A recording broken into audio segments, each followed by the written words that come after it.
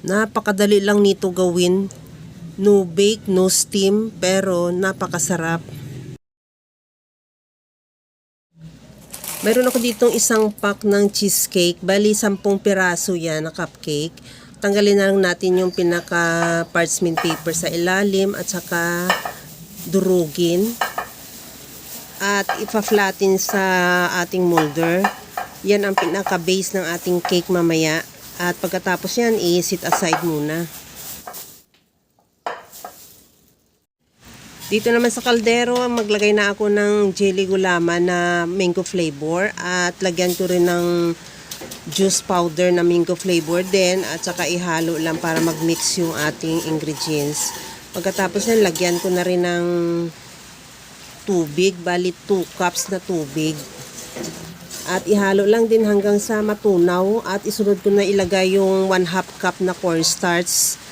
Gamitan ko siya ng strainer para sure na minsan kasi may dumi yung dahil binili ko lang din sa palengke yung cornstarch. At ihalo hanggang sa matunaw din.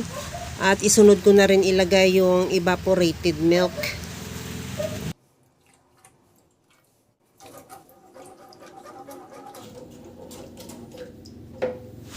Ilagay ko na rin yung condensed milk na mango flavor ang nilagay ko dyan. Pwede namang hindi yung regular lang. At ihalo lang din hanggang sa matunaw lang din yung condensed milk. Pagka ganito na tunaw na lahat, saka na natin yan buksan yung apoy. At ituloy lang ang paghalo hanggang sa lumapot. Pagka gaya nito, okay na to. Ilipat na natin yan sa ating molder na may cheesecake. At mag-toppings na rin ako ng tinira kong cheesecake. Pwede rin grated cheese, kung available sa yung grated cheese. At palamigin na lang natin yan, ilagay sa chiller at okay na yan, ready to serve na. Ito na yung ating napakasarap na dessert. Pangalanan na lang natin na cheesecake pudding, jelly pudding. Tikman na rin natin. Masabi mo talaga na napakasimple lang siya na dessert pero napakasarap. Tamang-tama lang din yung tamis niya.